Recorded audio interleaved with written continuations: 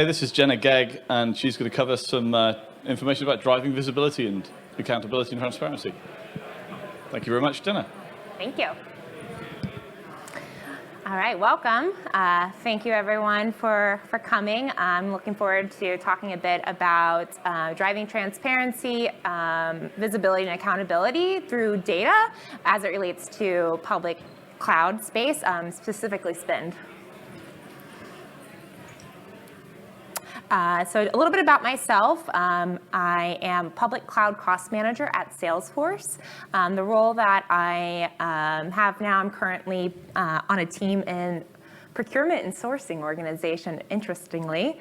And my team does a lot of the centralized FinOps activities, such as reservation or savings plan purchasing, and I work on building out the resource level optimization across Salesforce. But it's kind of a weird place to be, sitting in sourcing. A little bit about my journey to FinOps. My background is in finance. And I had joined Concur back in 2014 as a finance business partner supporting their technology organization, knowing absolutely nothing about technology. But I really liked the Pacific Northwest, so I decided I needed to get into technology, and they hired me, so that was great. So I supported the technology organization for about 3 years from a finance perspective, and then they talked me into coming over and joining the dark side. So I transitioned into the technology organization and focus on cost to serve. And that was my first exposure to the public cloud. At the time, a lot of, actually all of production really was in on-prem. But we were starting to have conversations about moving to the cloud. And what I really loved is that the cloud data was I know exactly what everything cost. Trying to dig into the on-prem data center was I don't know, we got some depreciation, we got some things we bought, I don't know, these servers don't have roles, if I could tag the things in the cloud, I know exactly what they cost. So that was kind of really exciting to me, and why I decided to kind of continue to focus in the cloud space. I joined Tableau in 2018 to focus on building out their cloud cost program. You may know Tableau was acquired by Salesforce. I continued to work at Tableau after the acquisition in the same role. And then about a year and a half ago, I moved into my current team at Salesforce, focusing on, as I mentioned before, resource level optimization and building out that enablement across all of Salesforce. It's a really interesting place to be because now I have a much narrower focus than before. So I no longer care about budgets and forecasting, which is great. It's a lot less stressful, except it's across a much bigger cloud landscape. All right, going to get into the meat of things here, though, talking about driving, as I said before, visibility, transparency, as well as accountability with data. So many of you are probably familiar with this. You're getting into the public cloud space, and over time, that footprint starts growing along with the monthly bill. It eventually bubbles up to a point where leadership starts to care and ask questions, and no one really can answer those questions. So in probably 2017, 2016-ish, Tableau had a very much a focus on moving to the cloud and kind of this mandate of all of our infrastructure is going to be built in the cloud. Everything's going to the cloud. So that really brought a lot of focus on innovation and all the great things that come along with the cloud. But the business operations kind of remain the same. So what does that mean? In terms of the cost accountability, the budget still all sat within IT, and no longer was there, PO approval to make a purchase of infrastructure. It was go wild, spin up whatever you want. The budget still sat within IT. So Tableau realized they needed to focus on evolving those business operations. And that's kind of about the time that I joined, and it was really focusing on looking at how do we get visibility into the hands of the stakeholders that need that visibility, as well as the transparency, help them understand the cloud cost. And then the last kind of part was how do we then start building accountability so that it's not just IT who owns this budget, because they're not the ones utilizing the resources, and starting to allocate that budget out as well as that accountability to the different development teams and marketing support, whoever is department are consuming those resources to start to be able to drive that accountability. So this is kind of the technical solution that we came up with. We knew that we wanted to get the cost and usage data. Tableau is a big AWS user. So what we did was to take the cost and usage data and basically put it into ND-JSON. So then that we could have that data in Snowflake, which Tableau uses as their data warehouse. And then once that data was in Snowflake, we're able to publish that data on our Tableau server. Then we have a centralized location for the data that we can then build reports off of. Other people can use that data to pull in along with their cost data, whatever their metrics are, so they can start looking at maybe they want to look at cost metrics around their cost per unit, and all the different areas are going to have different metrics that they're looking at, and I can't possibly provide all of that. So it was more about being able to provide self-service and also kind of drive that accountability. You can also do this with Athena. At the time, we were having a really hard time getting it to work, which is why we went through all this whole process and got it into Snowflake. But I think these days it's a lot easier to get connected to the CUR using Athena. So the first outcome really was around visibility, first getting that data in front of folks. And I first published these data sources in, I think it was about April 2019.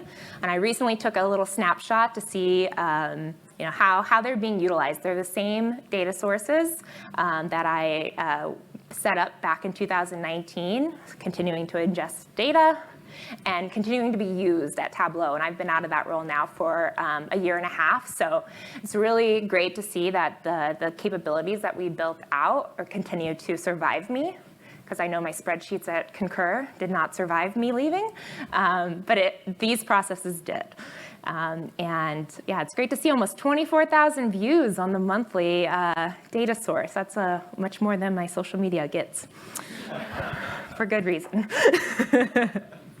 The second outcome was transparency. So what we did is I proposed coming up with this common cost methodology as well as a language that we could use to talk about public cloud cost. And this was important because at Tableau had a centralized reservation purchasing strategy. So they were purchasing within their master payer account, and then the benefit of that would float around to all the accounts, and that started causing a bit of noise from month to month as the benefit could float from account to account to different types of services.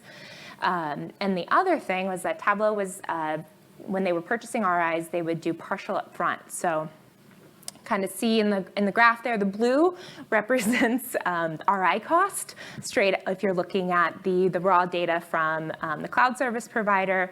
So we had a lot of fluctuation in our spend. This was not very insightful to what actually was going on, what was being consumed. But prior to when I was joined, this was kind of the view of cost that they had.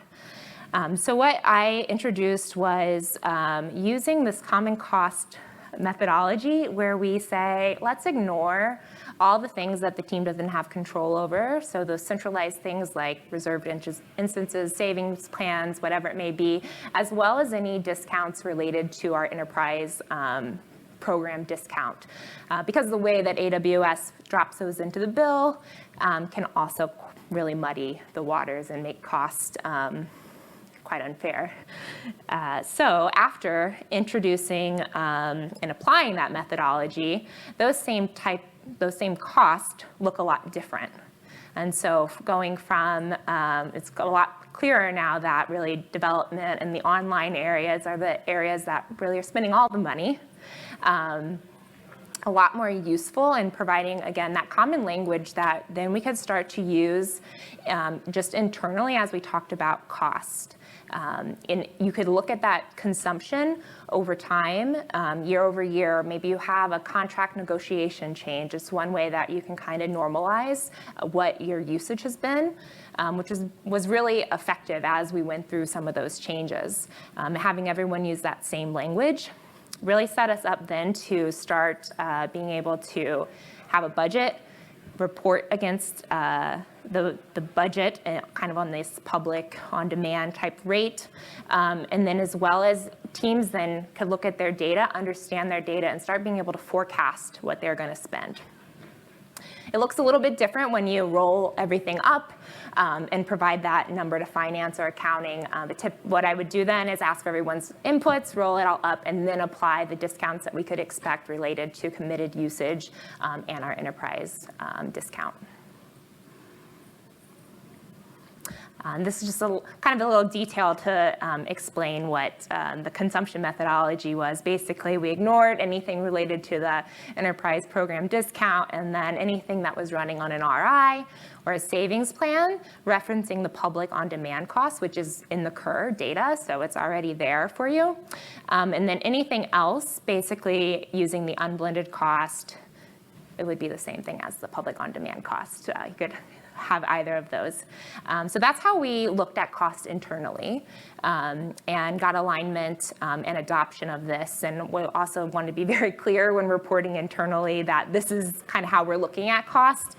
So don't use these numbers, to go out and price products or anything of that nature, but internally for kind of getting those forecasts and projections, it was really an effective way of looking at the cost and kind of that apples to apples across teams to be able to understand and compare their usage.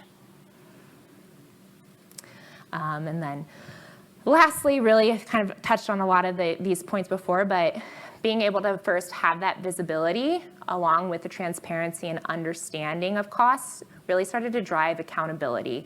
We're able then, to have the budget set. We have monthly meetings with development leadership to kind of go over their costs, talk about, what's coming in, be able to have a forecast and kind of know what's going on to drive accountability. All right. I wanted to leave you with some hopefully takeaways, so share some kind of lessons learned and best practices as it relates to data and using data to drive action. So this is kind of a high-level summary, and then I'm going to go through a couple of recent examples that hit on a couple of these points. So the first one, I kind of alluded to this earlier, but building sustainable capabilities. So my spreadsheets won't live past me, but the building out the cost and usage data pipeline and those data sources, that's all kind of automated, takes very little interaction from the engineering team. Maybe twice a year they need to kind of update that pipeline to keep that data flowing in well. But those are going to be capabilities that are going to be there after I leave, after so-and-so leaves, whoever it may be. So I think it's easy for me as an individual to kind of get caught into just like, I know how to do this, I'm gonna just do my own thing, my own way, and save it on my desktop. Try to always be focusing on, okay, how can I build this in a more sustainable way that can be leveraged after I'm no longer around. And the second thing is getting data at folks' fingertips, so enabling that self-service.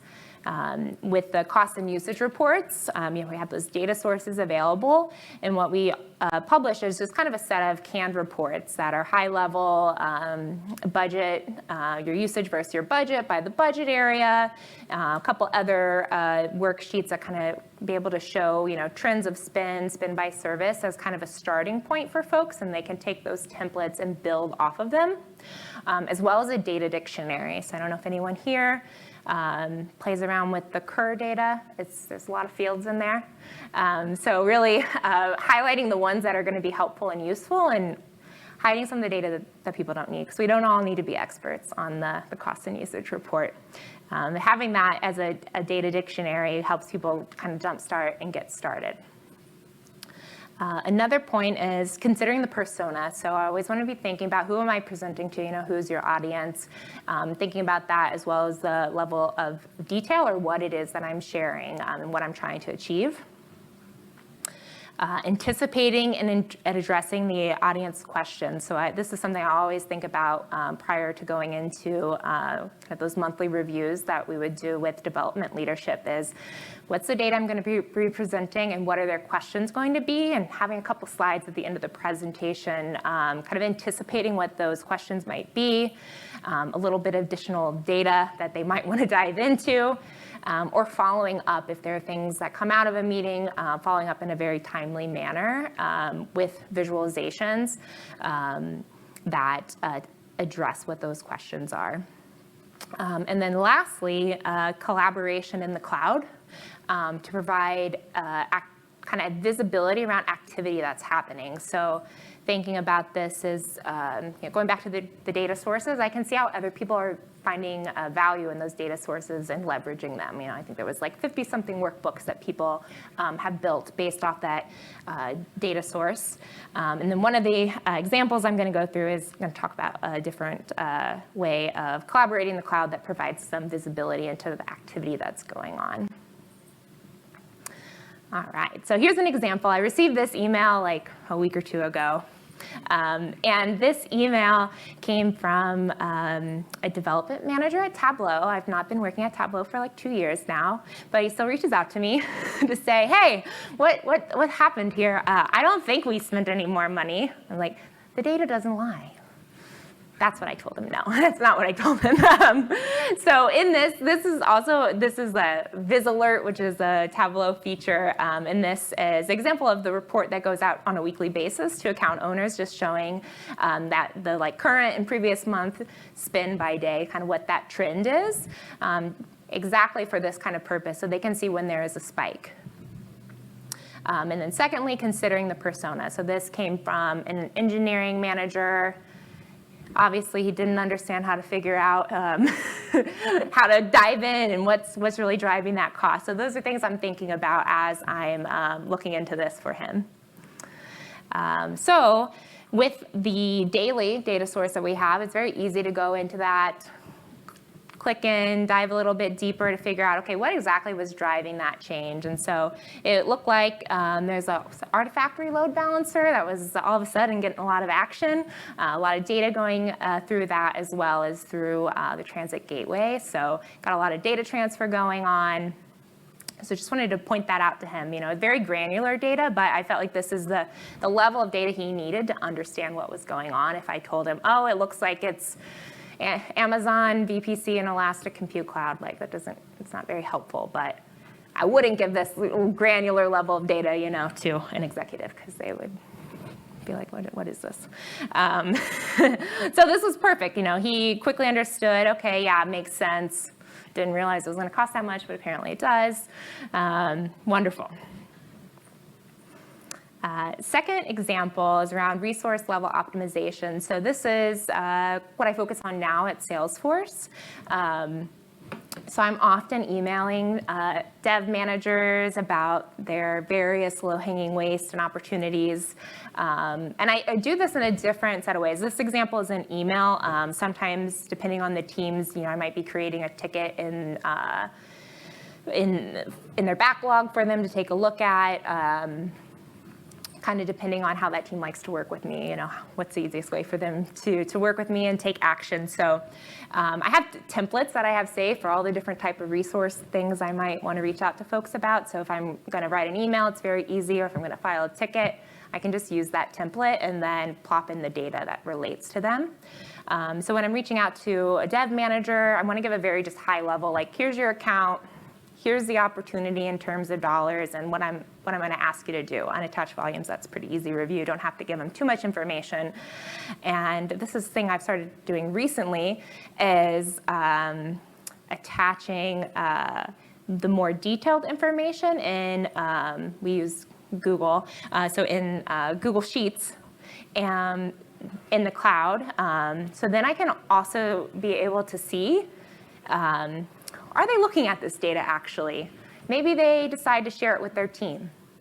I also want to invite them as someone who can edit the document so that they can add people, and also let them add comments and information about. So it's a good opportunity to learn about why a resource may or may not be waste or underutilized.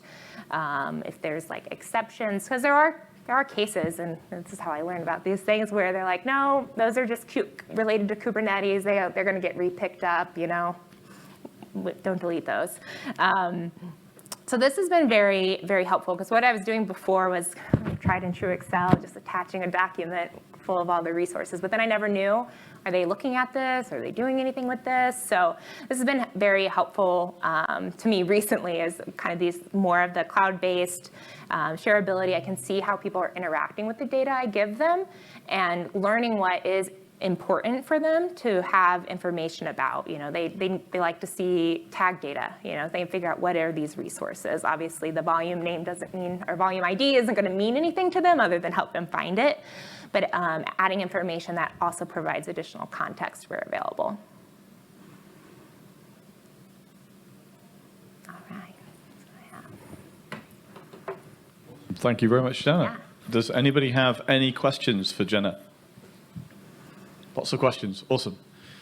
You, sir, are the closest person. There you go. The spreadsheet that you just showed had a column called as EBS cost dollar per month, and you had $5 mentioned for each of the cell, each of the row. How did you get the data? Like, is it an approximate number, or do you reference it from the pricing catalog page and insert it? Not just for EBS, for all the resources. Yeah. So we use our third-party cloud cost management tool. That's where that information comes out of. So it provides that information as well as the cost data. Got it. And in case if you want to use this for future, there's a plugin in Google G Suite Marketplace called as AWS cost retriever from the pricing page. So you can use formulas in Google Sheet to retrieve the resource level pricing for each of the cell that you want to have. Oh, well, I We suppose do this very for a few of them. pointed question. I'll take a look into that. How have you handled AWS consumption forecast or cloud consumption forecasting? So I'm at a company where we're in the early stages of our cloud journey, and we're trying to establish a process to anticipate what's going in and then how much it'll cost. Yeah, I would say, if you have a clear understanding of the current footprint, I'm assuming on-prem, that can be helpful to understand, what are those machine sizes? What do they look like? Are you going to just do a lift and shift and just recreate that in the cloud? That's obviously probably the easiest thing to calculate. But if they're going to be, you're going to be doing any type of modernization or moving to different services, it's not just strictly shifting, from the infrastructure. Trying to take that into account as much as you can. And then I think working closely with the teams that are involved that kind of have influence on that timeline to make sure you understand when things are planned to be done, what the potential risks are, and then use that kind of to learn quarter over quarter how often it is that you're forecasting of okay, what did we get right? What didn't we get right? And how can we improve this going forward? I think that's a big thing in this area is never expect to get it right the first time, and you're just using what you've learned over time and just continually improving the process and your learnings from that. Thanks. Do you think that some of the reporting and analytics aspect of the costs could be delegated to the questions to the stakeholders themselves, so they can basically do some sort of self-serve? Or do you feel like most of the times, based on your experience, they have been dependent on the FinOps teams or the financial team to answer those questions? I think in a lot of cases, if you have data that can be self-service, that helps a lot of people. But I've seen a variety of different interactions, I would say, with that. Like you might have some teams that take it, use it, go plug it into their kind of metrics and things, so they can start making sense of the cost, and that starts driving changes. Or you have people who are like, oh, Jenna, she worked here 2 years ago and she's helpful. I'll email her again. When he already had all the data at his fingertips, but trying to teach them of like, okay, here's how you dive into it a bit more. I already tried teaching him. He might be a lost cause. I don't know. No, I'm kidding. I know the feeling very, very well.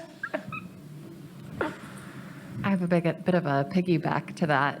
So do you do both the push and pull kind of method of, okay, so they can self-serve, like grabbing reports, and then you're more pushing things that you see as potential opportunities?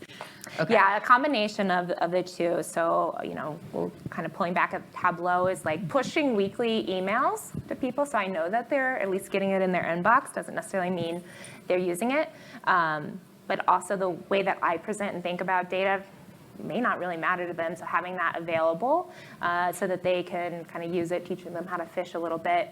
I also see that in the resource optimization space. If I reach out to someone, I think it was an email I got from this manager after I sent him that, was like, okay, this is great, we're going to clean those up, like how can I monitor this on my own?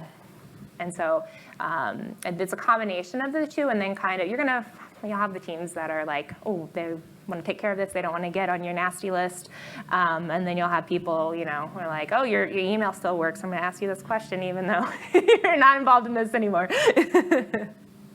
Yeah, I think a combination of the two.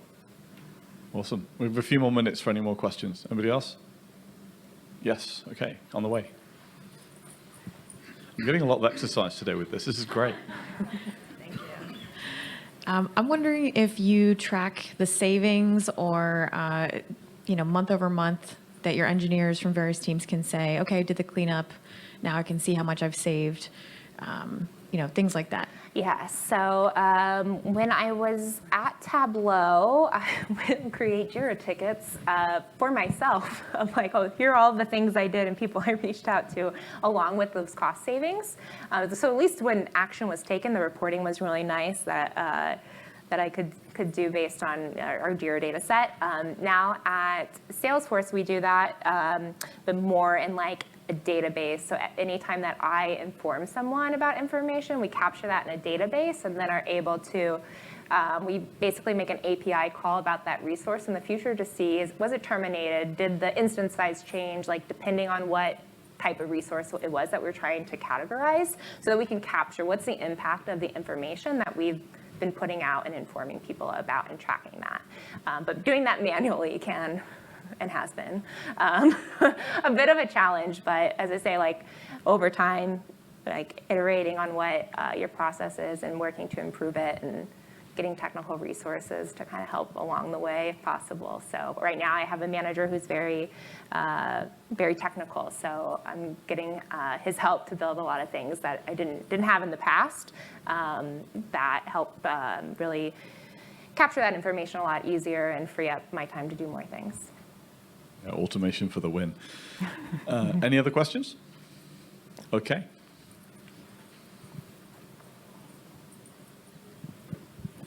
Thank you for sharing your journey. I wanted to check, how is your role measured? What is the success criteria looks like for your role? I asked my manager the same thing. Right now, the role is really focused on the enablement piece, so getting that information out there, just even getting the access to that information. When you're looking at, I don't know, we have like maybe 20,000 AWS accounts, so even getting roles deployed where you are able to read the right information that you're looking for. That's all part of as I've been building out this program, kind of what I would say my goals have been for the year that I measured against. And then now as the program matures, there's definitely going to be a percentage of savings or something like that we're going to start to target. But I think in the position, like let's say at Salesforce, we don't do a lot of automated actions to like clean up people's waste. It's more of like, this is what we see, if you decide if you take action or not. So there's a little bit of flexibility. And, oh, did you get X million dollars of savings or not? And I think my manager's like, but you informed them, so that's good. I'm like, yeah, but. So it's like a balance between the two. Yeah, you want to be able to have influence, but also you can't do it yourself. Yeah, you can lead a horse to water, right? Exactly. All right. Thank you, everybody, for the questions. And thank you, Jenna Gegg.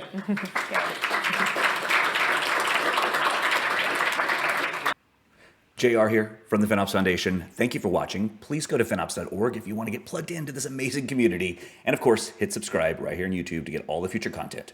Hope to see you soon.